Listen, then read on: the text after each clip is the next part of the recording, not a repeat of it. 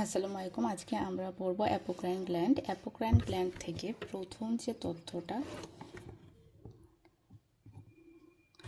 এটাই ট্রু ফলসে আসার মতো, যে অ্যাপোক্রাইন ইউনিটটা কোথায় কোথায় পাওয়া যায়। যদি এসবি আসে যে most common site of apocrine unit কোনটা, এটার অ্যান্সার হবে অ্যাক্সিলা। এরপর আদার সাইটসের ক্ষেত্রে আমরা যদি উপর থেকে নিচ পর্যন্ত চিন্তা করি, প্রথমে দুই পাশে কান এক্সটার্নাল অডিটরি ক্যানেলের কোন গ্ল্যান্ড, সেরোভেনাস গ্ল্যান্ড। এরপর চোখে আসি, চোখের কোথায় থাকে, আইলিডের কোন গ্ল্যান্ড, মডিফাইড মোলস গ্ল্যান্ড। একটু নিচে নামবো, অ্যারিওলা, তারপর periumbilical region, peri anal and circum anal areas both সেক্সে। মেইলের ক্ষেত্রে যদি চিন্তা করি, প্রিপিউস, স্ক্রোটাম, মন্স পিবিস। ফিমেইলে লেবিয়া মাইনোরাকে বদলায় মেজোরা দিয়ে দিতে পারে। এছাড়া আরেকটা কোথায়, stroma of sebaceous, nevus of জ্যাটাসন।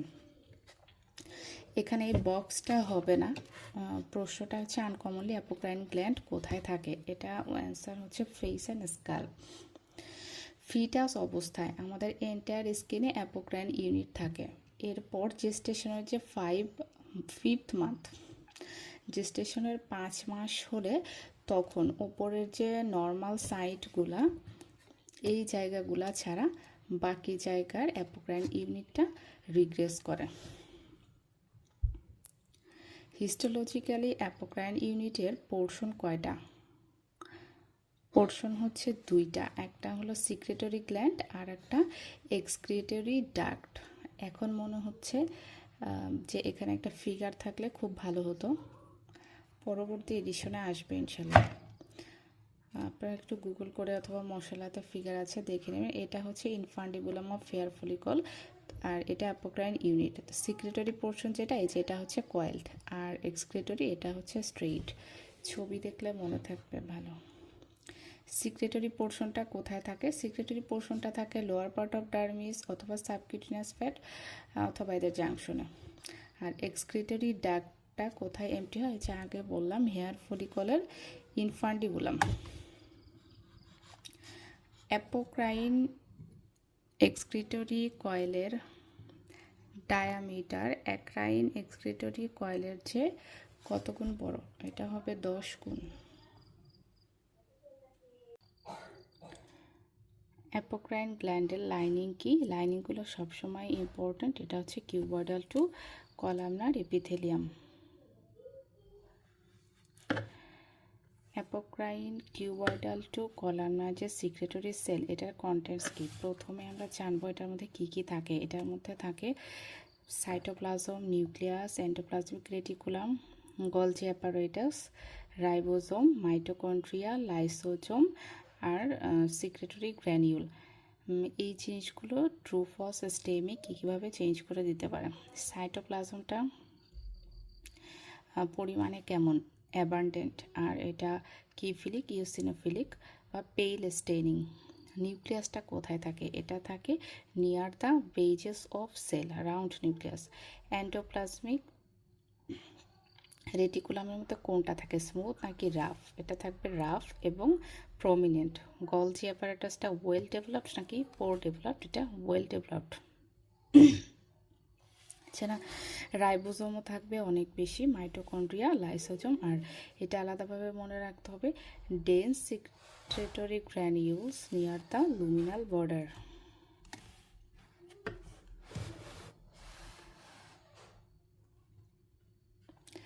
Secretory সেলকে সারাউন্ড করে কে কে? চারটা জিনিস। একটা হলো myoepithelial cell, basement membrane zone, collagen bundle, elastic fibre. Myoepithelial সেলটা কেমন? কন্ট্রাকটাইল। মায়োএপিথেলিয়াল সেলের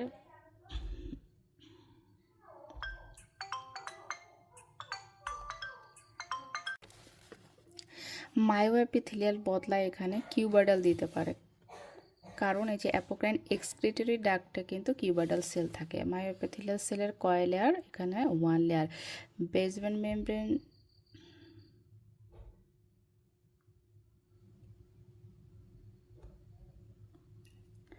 জোনটা কি পজিটিভ?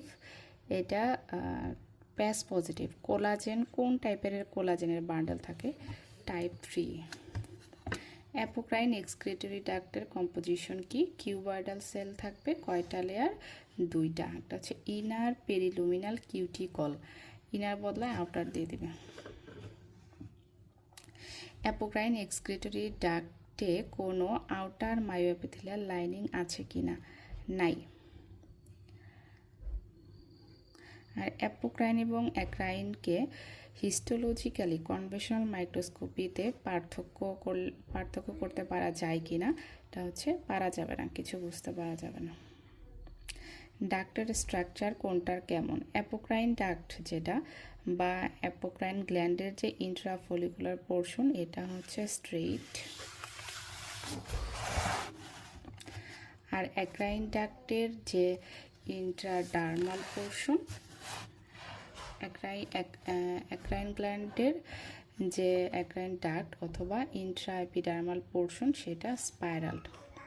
অ্যাপোক্রাইন সিক্রেশন কন্টিনিউয়াস নাকি ডিসকন্টিনিউয়াস?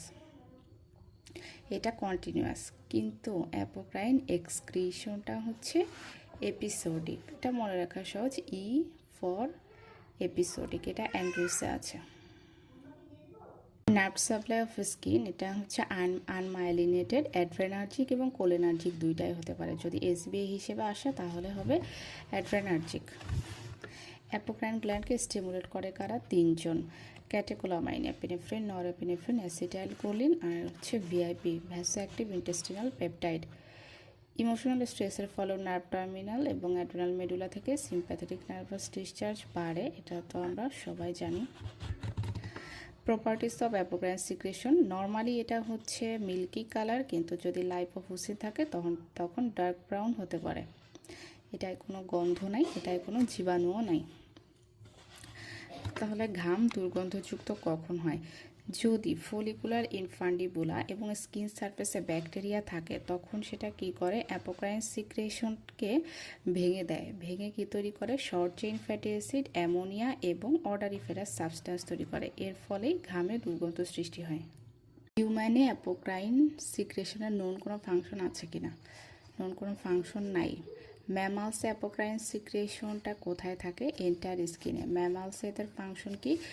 ফেরোমোনস প্রোডাকশন, সেক্সুয়াল ফাংশন আর প্রোটেক্টিভ। ম্যামালসের ফাংশনগুলো কেন জানবো? কারণ এগুলো হিউম্যানের ফাংশন হিসেবে ট্রু ফলসের স্টেপ দিয়ে দিতে পারে, তখন কিন্তু এগুলো ফলস হবে। ডেভেলপমেন্ট অফ অ্যাপোক্রাইন ইউনিট, এটা হচ্ছে ইনফান্ডিবুলার অথবা upper portion of hair follicle. Components of apocrine system, আমরা যা যা খাই, লিপিড, প্রোটিন, কার্বোহাইড্রেট তিনটাই থাকবে, সাথে কে থাকবে? অ্যামোনিয়া আর আয়রন। অ্যাপোক্রাইন গ্ল্যান্ড কি পিউবার্টির আগ পর্যন্ত কাজ করে? করে না। Apocrine glands do not begin to function until puberty. Apocrine secretory সেলে যে মায়োএপিথেল সেল থাকে, এদের কন্ট্রাকশন হবে, এর ফলে অ্যাপোক্রাইন সিক্রেশনটা এক্সক্রিটেড হবে। এখন এই ঘটনাটা ইনডিউস করে কারা? একটা হচ্ছে ইমোশনাল স্ট্রেস আর একটা অক্সিটোসিন। Thank you.